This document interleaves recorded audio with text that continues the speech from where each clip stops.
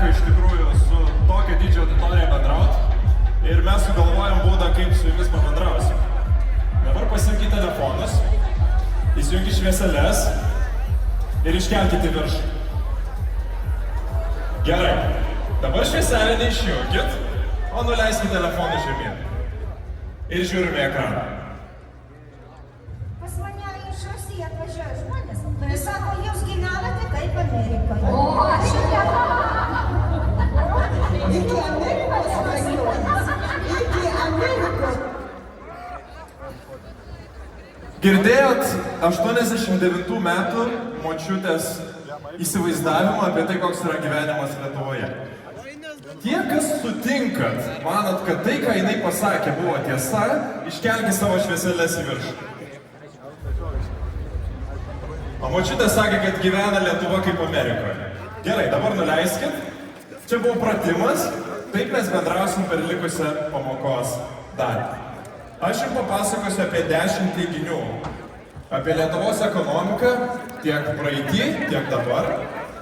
Ir mes pasižiūrėsim, kas iš tų teiginių yra tiesa, kas yra melas. Bet kodėl mes iš tikrųjų turim tiek daug mitų apie ekonomiką, nes mes neturim tikslios statistikos. Kai neturim tikslios statistikos, mes turim daugybę nostalgijos. Daug kas pyksta ant sovietinių laikų, kad tai sugriovė jų gyvenimus. Daug kas pyksta ant Landsbergio, kad jis sugriovė jų gyvenimus. Daug kas ilgisi senųjų Smetonos laikų, sako, kad mes gyvename tada geriausiai. Bet iš tikrųjų mes nieko tikro iki šiol apie tai nežinojom. Ir tuo, kad mes nežinom nieko tikslaus, naudojasi mūsų kaimynas rytuose. Tai kur ateina mano darbas, mano veikla, aš skaičiuoju tikslę statistiką. Aš rodau tikrus skaičius, kaip mes gyvename prieš 100 metų, kaip mes gyvename prieš 50 metų, kaip mums sekasi dabar lyginant su tuo. Mano kelias prasidėjo nuo bakalauro studijų ISM universitete, kur aš dabar ir dėstau, ir stendas yra, galėsim dar po pamokos su jumis pabendrauti. Po to su jau grinai ta tema apie ekonominę istoriją, aš įstojau į Oksfordo universitetą, kur labai tikiuosi po kelių mėnesių studijas ir pabaigti. Per visą tą ilgą smagų laikotarpį man teko išbandyti ir nuosavą verslą technologijų srity, o šiuo metu aš užsiemu asmeninę prekės ženklo žemėlapių braižybos, MEP Klimantas kūrimu. Vėlgi, jeigu bus noro apie tai pabendrauti, galėsim pabendrauti po pamokos prie ISM stendo.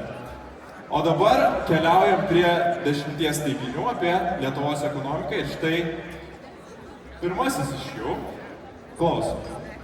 Lietuvoje tarpukariu pragyvenimo lygis buvo aukštesnis negu Lenkijoje ar net Vokietijoje. Kas sutinkat, kad Lietuvoje gyvenimas buvo geresnis nei Lenkijoje ir Vokietijoje tarpukariu, pakelkite telefonus į viršų. Gerai, aš jau pradedu rinkti statistiką iš jūsų. Liuks, važiuojam toliau. Per 20 nepriklausomybės metų Baltijos valstybės pasiekė nepalyginamai aukštesnį pragyvenimo lygį nei Sovietų sąjungoje. Kas sutinkat, kad gyvenam geriau nei Sovietų sąjungoje, keliam į viršų? Taip, ačiū, tikrai daugelis su tuo sutinkat. Važiuojam toliau. Baltijos šalių ekonominė gerovė labai priklauso nuo jų užsienio prekybos klestėjimo. Kas manat, kad tarpukario Lietuvos gerovė iš tikrųjų priklausė nuo užsienio prekybos klestėjimo smarkiai? Pakelkite viršų telefonus. Gerai, šviečia pakankamai stipriai. Toliau.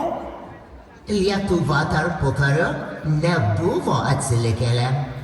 Kas sutinkat su Delfyje paskelbto 2013 metais teiginiu, kad Lietuva nebuvo tarpukariu atsilikėlė? Keliam į viršų telefonus. Gerai, ir paskutinis tam kartui. Lietuvos žemės ūkį skaudžiai paveikė pasaulinė ekonomikos krizė. Kas manat, kad didžioji depresija skaudžiai paveikė Lietuvos ūkį? Gerai. Kokia yra ta tikroji statistika? Tarpukariu jinai yra liūdna. Lietuva iš tikrųjų buvo viena iš labiausiai atsilikusių valstybių prieš 100-metį.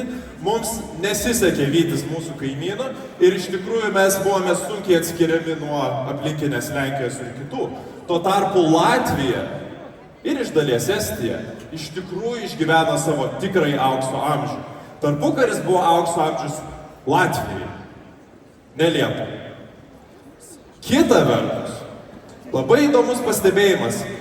Mėgsta žmonės sakyti, kad mes tarpukariu daug prekiavom, mes tarpukariu eksportavom, į užsienį buvo didžiuliai sviesto kiekiai išvežami, didžiuliai mėsos kiekiai išvežami. Realūs skaičiai, nauji patikimi skaičiai rodo, kad vis dėlto užsienio prekybos lygis Lietuvoje buvo žemas.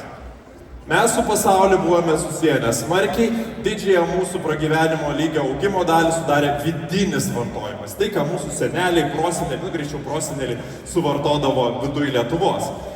Kita vertus, tai, kad mes prekybiniais ryšiais nebuvom smarkiai susiję su pasauliu, reiškia, kad mums pavyko išvengti didžiausios pasaulyje ekonominės krizės. Tai yra naujas ir labai įdomus pastebėjimas. Keliaujam toliau. Sovietmetis. Tai yra, atsiprašau, dabar patikrinsim. Patikrinsim, kas iš šitų teiginių buvo mitas, kas buvo tiesa. Tai per 20 nepriklausomybės metų mes ar tikrai pasiekėm geresnį ekonomikos lygį nei Sovietų Sąjungoje? Tai yra tiesa, tikrai mes gyvenom geriau ir tikrai ypač Latvija ir Estija gyveno gerokai geriau negu Sovietų Sąjunga.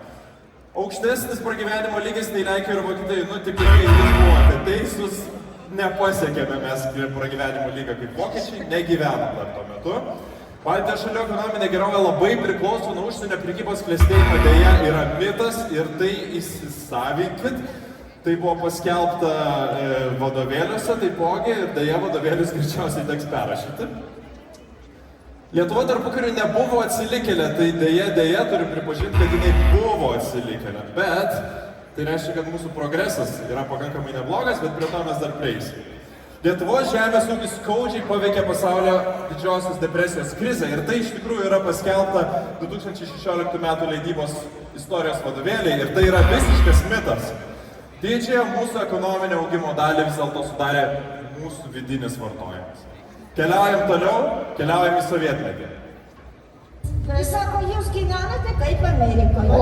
Nu tai va dar, kas sutinkat, kad Lietuva 89 metais gyveno kaip Amerikoje, pakelkite telefonus į viršų. Gerai, reiškia, mes turim neiškreiptą statistiką, daugiau mažiau jūs manot, kad tai yra mitas. Sovietmečiu pragyvenimo lygis labai smarkiai pablogėjo lyginant su tarpukariu. Kas manot ir sutinkat su Estijos ambasadorium, kuris su manim turėjo gana neblogą ginčą, jis sako, Domai, tu negali rodyti šitų duomenų. Rusijos propaganda jos pasigaus ir paskui pamatysim kodėl. Ir jisai sako, mano močiutė papasakojo, kad tarpukariu gyvenimas buvo daug geresnis negu sovietmečio. Kas manot, kad tarpukariu gyvenimas buvo daug geresnis negu sovietmečio? Pakelkite viršų telefonus. Gerai. Sovietų sąjunga industrializavo atsilikusias Baltijos šalis. Labai dažnas sutinkamas propagandos teiginys iš Rusijos lig šiol, kas sutinkat, kad sovietai iš tikrųjų mus industrializavo, pakėlė mūsų pramonės lygį į viršų, kelkit telefonus į viršų. Gerai, jau šiek tiek aiškesnė statistika. Sovietinė sistema pastūmė laiką 1 valandą į priekį, o gerovės pažanga nubloškė 20 metų atgal. Kas sutinkat, kad sovietinė sistema nubloškė mūsų gerovės augimą 20 metų atgal, pakelti telefonus į viršų? Dauguma, gerai, man patinka. Na ir paskutinis. Jei ne okupacija, Lietuva šiandien gyventų taip kaip Suomija. Tai kas sutinkat, kad jeigu ne okupacija, mes tikrai gyventume taip kaip Suomija ir net geriau pakelkite į viršų telefonus? Daugelis turi šitą nuostabų norą ir tikėjimą. Gerai, tikrinam. Rezultatai labai įdomus. Naujausi tyrimai rodo, kad vis dėlto gyvenimo kokybė tarpukariu gerėja. Tai, ką pasakojo Estijos ambasadoriaus močiutė, vis dėlto yra galbūt jai asmeniškai pritaikoma, bet vidutinio gyventojo gerovė tikrai kilo. Labai paprasta suprasti, kodėl. Kiek žmonių tarpukariu turėjo televizorius namuose? Kiek žmonių tarpukariu turėjo automobilius? Sovietmečio pabaigoje, kad ir koks buvo prispaustas žodžio laisvės lygis, kad ir kiek kitokių laisvių mes neturėjom ir pačios valstybės sprendimų teisės, vis dėlto materiališkai gyventi vidutiniam gyventojui tapo bent šiek tiek lengviau. Televizorius turėjo dauguma šeimų, automobilis turėjo, bent jau pusė šeimų. Tai tikrai. Kita vertus, naujausi duomenys rodo, kad sovietinė sistema nepadėjo mums nei kiek pasivyti vakarų lygą. Tiek, kiek mes buvome atsilikę tarpukariu, tiek mes ir likome atsilikę per sovietmetį. Tai, kas ten buvo žadama, kad mes pasieksime vakarų lygį ar net jį pralenksim, tai buvo visiškas melas, tai buvo visiškas Sovietų Sąjungos mitas. Na ir paskutinė okupacijos periodo dalis – industrializacija.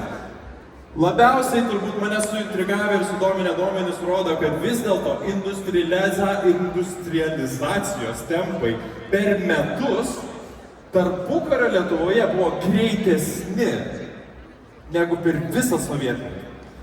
Ką tai rodo? Kad be didžiojo sovieto, ruso, Stalino įsikišimo mes greičiausiai būtume industrializavęsi dar greičiau, negu tą jie padarė per prievartą.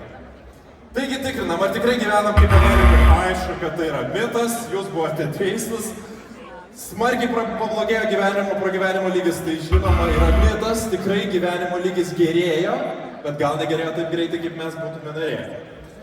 Sovietų Sąjunga industrializavo atsilikusias Baltijos šalis yra mitas, mes industrializavomės patys ir tikriausiai tos rezultatus būtume lygiai taip pat greitai, jeigu negreičiau pasiekę be jų įsikišimo.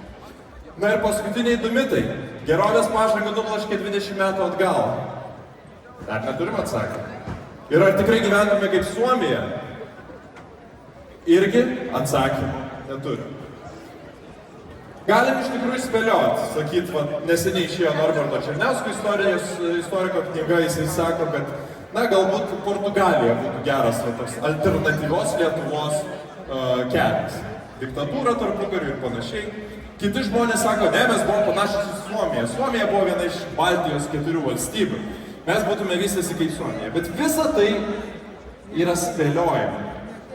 Naujausi ekonometriniai modeliai, apie kuriuos aš galėsiu papasakoti ir pasakoju savo studentams paskaitose, leidžia mums, pasitelkiant alternatyvę realybę, sukonstruoti hipotetinę Lietuvą, kuri nebuvo okupuota.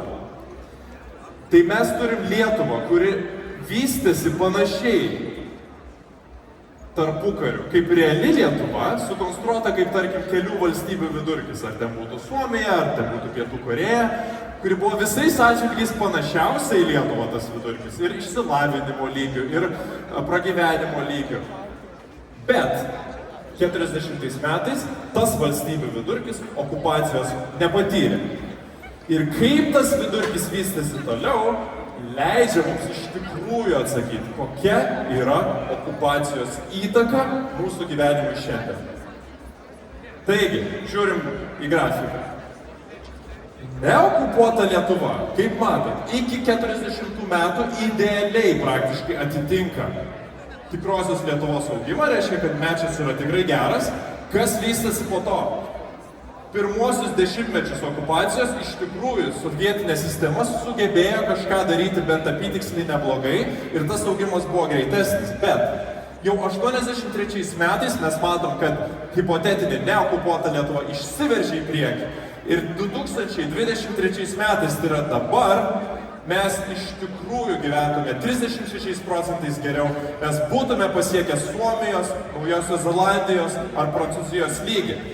Ir naujausios prognozės, jeigu jos išsipildys, mums rodo, kad mums reikės dar bent 20 metų nepriklausomoj rinkos ekonomikoje Lietuvoje, kad mes nubrauktume visą tą žalą, kurią padarė 50 metų socializmas. Tai 50 metų socializmo ir okupacijos reikalauja 50 metų nepriklausomybės ir darbo laisvoje Lietuvoje ir tada žala bus panaikinta. Taigi, tiesa ar mitas, kad nubloškė 20 metų atgal? Tiesa. Ir ar tikrai gyventume taip kaip Suomija? Žinoma, yra tiesa. Prieš pabaigiant, apie visus mokslus, apie visus studijas aš galėsiu dar papasakoti prie ISM stendo po pamokos, kas norėsit prieikit ir pabendrausim. O užbaigti aš noriu su labai teigiama gaida. Nors mes nepasiekėm Suomijos lygio dar, nepaisant visų karų ir okupacijos.